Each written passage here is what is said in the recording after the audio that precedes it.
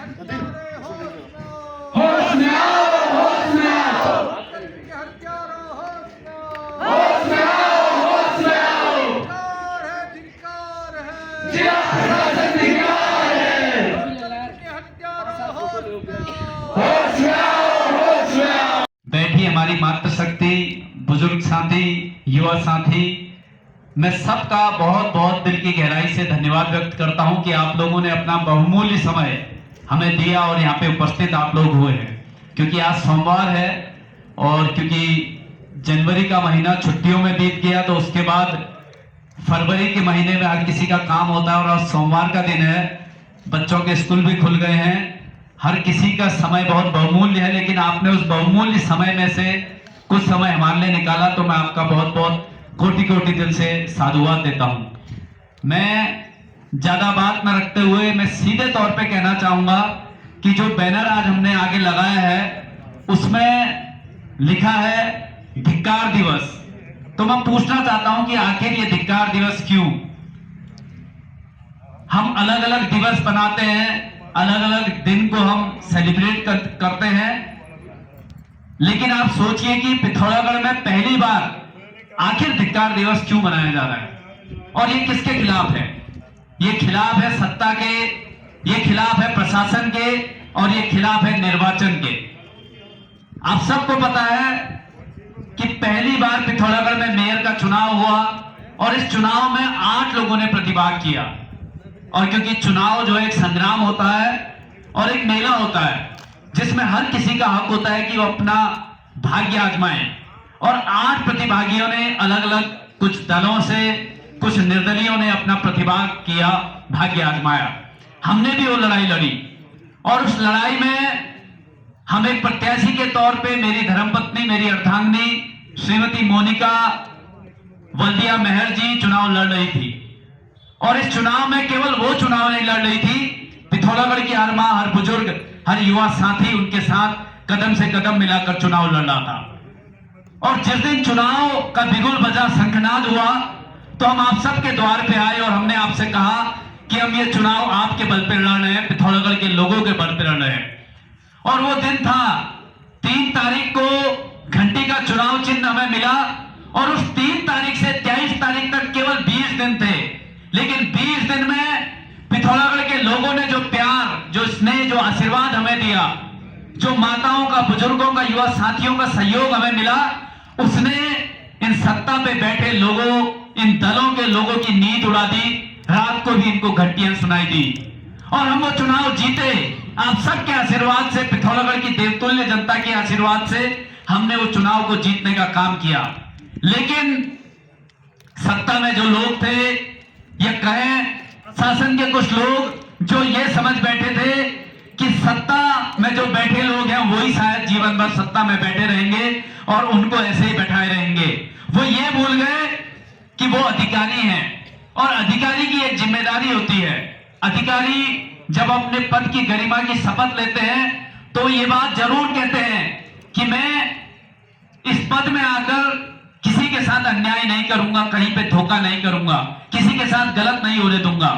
लेकिन पिथौरागढ़ गवाह बना, 25 तारीख इस साल की गवाह बनी कि कुछ अधिकारियों की मिली भगत से कुछ अधिकारियों ने अपने जमीन को नहीं देखा और उन्होंने यहां पे धांधलेबाजी की। और इसका जीता जागता उदाहरण केवल मैं नहीं हूं, अभी हमारे आदरणीय महादेव भट्ट जी ने, जो आम आदमी पार्टी के अध्यक्ष है, उन्होंने भी बताया, क्योंकि वो भी अंदर थे।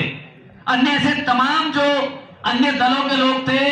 जो उस गिनती में, उस मतगणना स्थल में उपस्थित थे हमारे साथ, और उनके सामने ये हुआ। और वो ही नहीं,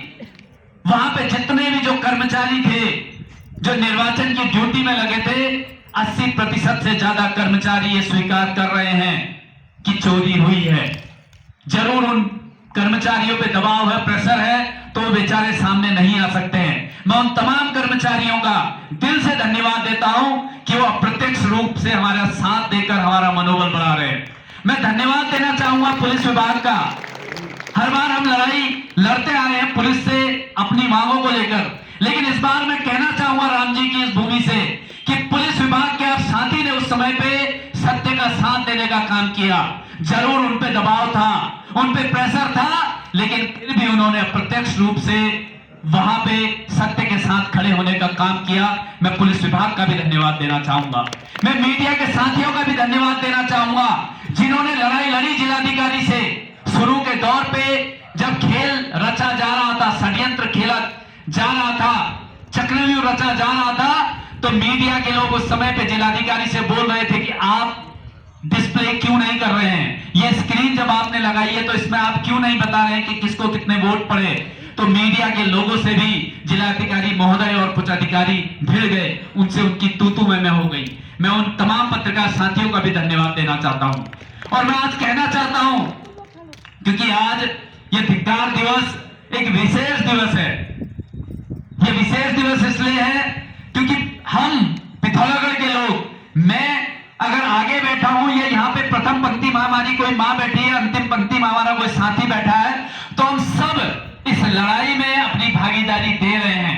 और हम बता रहे हैं कि हमारा जमीर जिंदा है, हम अंदर से जिंदा हैं। हम पिथौरागढ़ के लोग हैं, हम पिथौरागढ़ के वही लोग हैं जिन लोगों के पूर्वजों ने स्वतंत्रता संग्राम की लड़ाई लड़ी है, जिन लोगों के पूर्वजों ने उत्तराखंड राज्य की लड़ाई लड़ी है, जिन लोगों के पूर्वजों ने इस उत्तराखंड को बनाया। तो हम भी उन्हीं पूर्वजों के आने वाली पीढ़ी है, तो हम भी पिथौरागढ़ में जो अन्याय हुआ है उसके खिलाफ आवाज उठाएंगे। और आज मैं कहना चाहता हूं कि जैसे तमाम वक्ताओं ने अपनी अपनी बात रखी, तो मैं अंदर था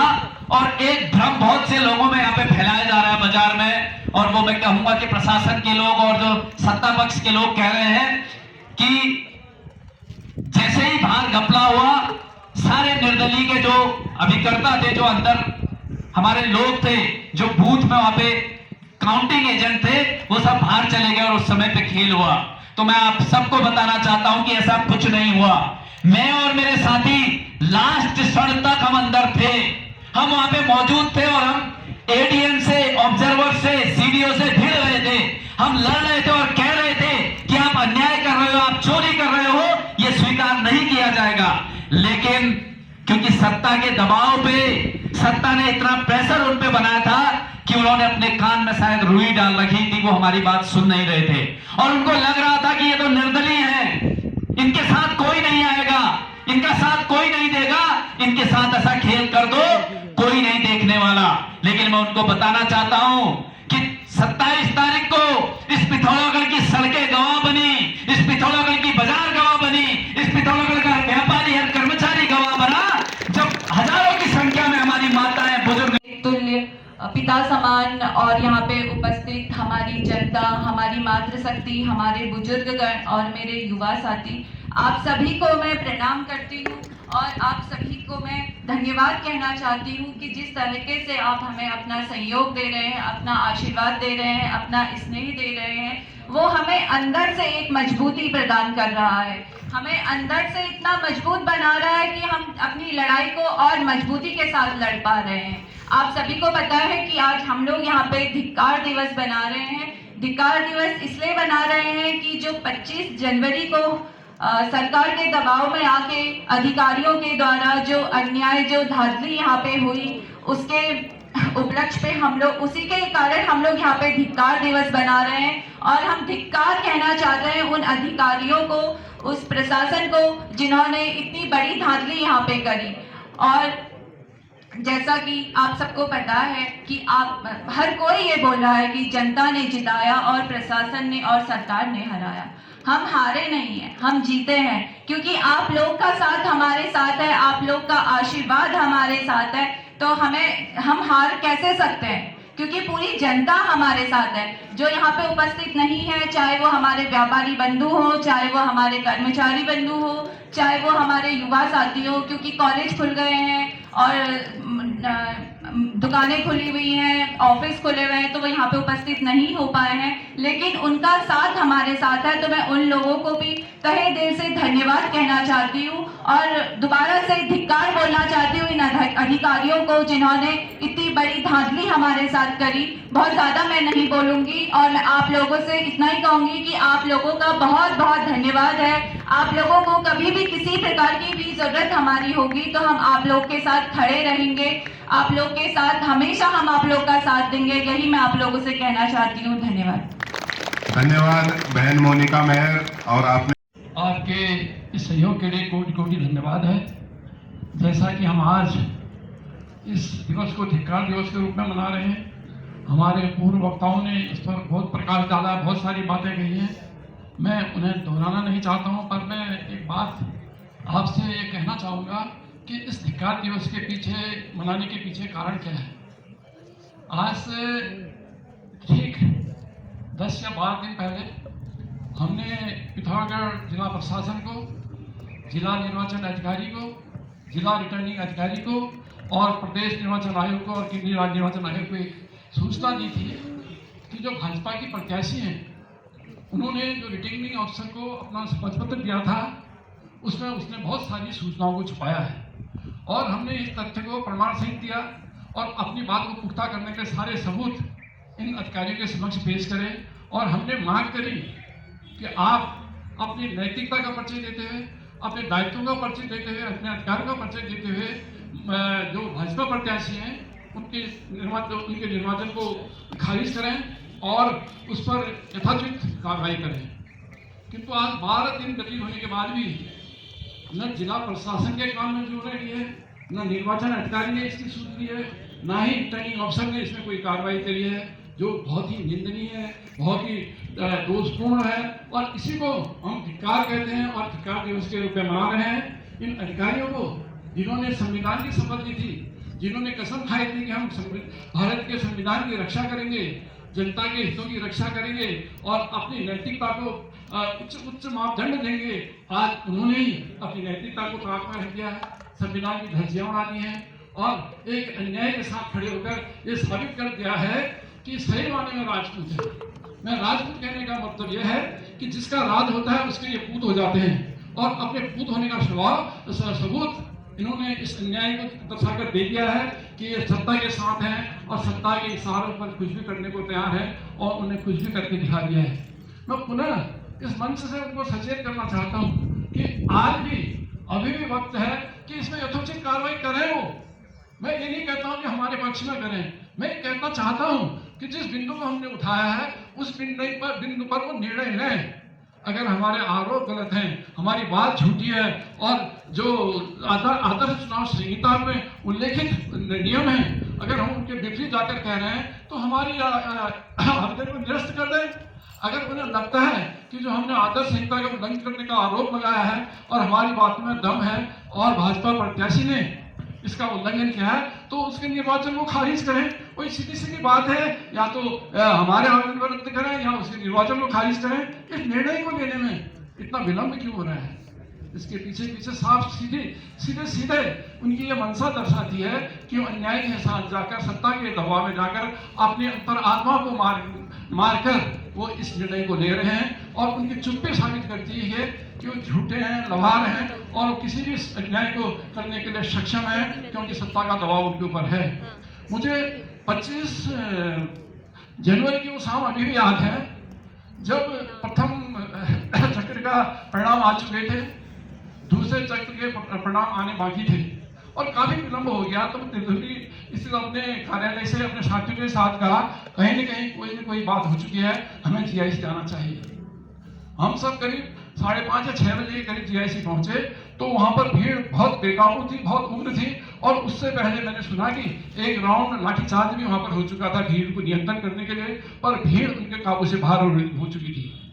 जैसे ही मैं वहां पहुंचा तो मैंने पुलिस वालों से बात करी, भीड़ मेन गेट को तोड़कर अंदर जाना चाह रही थी। मैंने भीड़ को रोका और इतने में ही पुलिस कप्तान वहां पर आई तो मैंने उनसे कहा मैडम आप चिंता मत करें, भीड़ को हम नियंत्रित करेंगे। हम एक कानून को मानने वाले लोग हैं, नियमों को मानने वाले लोग हैं, हम कोई गलत काम नहीं करेंगे। हमने भीड़ को समझा बुझाकर शांत किया और एसपी साहिबा वापस चली गई। उसके बाद जब पता चला जिलाधिकारी को कि विधायक वहां पर आए हैं, जिलाधिकारी खुद बाहर आए और गेट से बाहर आए और वो वहां सारी भीड़ के सामने कहने लगे विधायक जी मैं गलत काम करके अपनी 20 साल की नौकरी को दांव पर क्यों लगाऊंगा? मुझे बात बड़ी अच्छी लगी कि एक IAS अफसर ऐसा अपनी दांव को नौकरी में क्यों लगाएगा, और वो तो न्याय के लिए बना है, न्याय की कुर्सी में बैठा है और हमें उससे न्याय की अपेक्षा है, तो हमें न्याय मिलेगा। हमने उनसे कहा हमें आपके इन बातों पर विश्वास है और हमें पूरा विश्वास है कि हमारे प्रत्याशी को न्याय मिलेगा और जो सच होगा वो सामने आएगा। जिलाधिकारी के जाने के बाद मेरे पास करीब 20 या 30 मिनट के बाद SO पिथौरागढ़ आए, RI पिथौरागढ़ आए और वो कहने लगे कि विधायक जी आप लोग तो जीत चुके हो, आप लोग बहुत ज्यादा भीड़ हो गई, नियंत्रण से बाहर हो गई है। उस बीच इन्होंने वहां पर SSB को बुला लिया, उन्होंने ITBP को बुला लिया, सशस्त्र जवान वहां पर पूरे भर गए जैसे कि कोई बहुत बड़ा युद्ध होने जा रहा है, और ऐसा माहौल वहां पर क्रिएट कर दिया गया था। तो मुझे लगा कि ठीक कह रहे हैं, जीत तो हमारी है, हम बहुत अच्छे मतों से आगे चल रहे हैं। तो मैंने भीड़ को वहां से हटाने के उद्देश्य से उनसे कहा चलो भाई धीरे धीरे हम आगे बढ़ते हैं। हमारे पीछे सिंह वहां पर हैं, वो सर्टिफिकेट देंगे, हमारे पीछे आती ही होंगी। अब कुछ दूर ही गए तो हमें पता चला कि वहां तो अर्थ का अनर्थ हो गया। वो मकसद था शासन का, वो मकसद था पुलिस अधिकारियों का कि हम वहां पे से हटें, उस भीड़ को ले जाएं, तो अंदर वो अपनी मनमानी करें, अपनी इच्छा के अनुसार काम करें, अपने गड़बड़ घोटाले को वहां पर अंजाम दें, और उन्हें वही चीज करके दिखाई और हमारी जीती बाजी को उन्हें पलट दिया। ये अंजाम उन्होंने उस शाम को दिया है, वो शाम अब हमारी जिंदगी में कभी नहीं भूली जाएगी, क्योंकि ये जीती बाजी को अधिकारियों के कारण, प्रशासन के कारण, निर्वाचन अधिकारी के कारण, रिटर्निंग ऑफिसर के कारण हम हार चुके थे। और उसके बाद हमने बड़े शांत तरीके से इस सब चीज को लिया और अपनी अगली कार्रवाई को करी, जो हमारे पूर्ववक्ताओं ने आपको बता दिया है। पर मुझे अफसोस होता है कि आज जिन अधिकारियों पर पूरे देश को चलाने का भार है, जिन अधिकारियों के ऊपर संविधान को चलाने का भार है, जिन अधिकारियों के ऊपर नेताओं जनता को नियंत्रित करने का भार है, वो अगर इतने झूठे हैं, इतने लभार हैं, अपनी बात में नहीं टिक सकते हैं, और जो अन्याय का साथ देते हैं, जो सत्ता की चाटुकारिता करते हैं, जो सत्ता की लोलुपता के पीछे नतमस्तक हैं, वो अधिकारी अगर इस देश में राज करेंगे तो कैसे ये देश चलेगा, कैसे ये समाज चलेगा, कैसे हमारे लोगों को न्याय मिलेगा? एक बहुत बड़ा प्रश्न चिन्ह इस चुनाव ने हमारे सामने खड़ा कर दिया है, और इसका उत्तर हमको भविष्य में ढूंढना पड़ेगा। क्योंकि अगर इसी तरह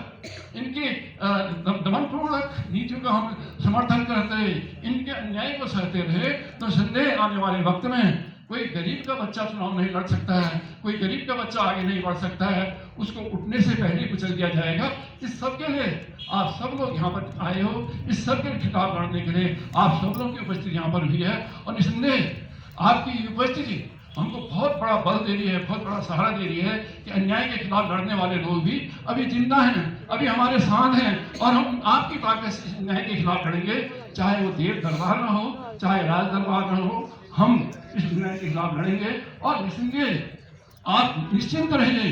कानूनी कार्रवाई में कुछ देर हो सकती है, पर सारे जो समीकरण हैं, जो सारे सबूत हैं हमारे पक्ष में हैं, और एक न एक दिन हमें न्याय मिलेगा, हमारी प्रत्याशी की जगह घोषित होगी, और उस समय हम अधिकारी से पूछेंगे कि तुम्हारे झूठ ने, तुम्हारी उस कुटिल नीति ने, तुम्हारे उस अत्याचार ने क्या आपको दिया? आज उनकी अंतरात्मा भी उनको धिक्कार रही होगी, उनके अंतरात्मा उन्हें चैन से बैठने नहीं दे रही होगी, क्योंकि गलत काम उन्होंने किया है। अंतरात्मा ऐसी होती है जो किसी को भी उसे गलत कार्यों के लिए हमेशा धिक्कारते रहती है, और आज इन अधिकारियों की अंतरात्मा इनको धिक्कार रही होगी, और उसको चेताने के लिए, उसे जगाने के लिए आज हमने धिक्कार दिवस मनाया है, क्योंकि सारी पिथौरागढ़ की जनता आज जिला प्रशासन को धिक्कार रही है, इन अधिकारियों को धिक्कार रही है, जो मात्र कुछ अपने नेताओं के स्वार्थ की पूर्ति करने के लिए इतना बड़ा अन्याय कर बैठे हैं। और मुझे पूरा विश्वास है माँ कोकिला हमको न्याय देगी, हमारा न्याय पालिका हमको न्याय देगी, और हमारी प्रत्याशी विजयी होगी। और मैं इस मंच से इन अधिकारियों को चैलेंज कर रहा हूँ, यहाँ जो 100 मीटर की दूरी पर जिलाधिकारी बैठे हैं, निर्वाचन अधिकारी खुद हैं, रिटर्निंग ऑफिसर एडीएम पिथौरागढ़ बैठे हैं, मैं इनको चैलेंज कर रहा हूँ, अगर तुम्हारी अंतरात्मा जिंदगी है, अगर तुम सत्य का साथ दे रहे हो, तो जो मैंने अर्जी आपके यहाँ पे लगाई है उसका निस्तारण करो, चाहे हमारे पक्ष में करो, चाहे हमारे विपक्ष में करो, उसको दबा कर क्यों बैठे हो? एक बहुत बड़ा प्रश्न है, क्योंकि चोर की दाढ़ी में तिनका कहते हैं, यहाँ तो चोर की दाढ़ी में झाड़ू उठक गई है, और वो उस पत्र को छिपा के बैठे हैं। आज अगर उनमें दम है, अगर उनमें हिम्मत है, उनके अंदर अगर न्याय के प्रति गरिमा बची हुई है, उनके अंदर जिंदगी है, तो 1 हफ्ते या 3 दिन के अंदर उस पर निर्णय लें, चाहे किसी के पक्ष में निर्णय लें, ताकि हम स्वतंत्र हैं कि न्यायालय में जाने के लिए। वो पत्र एक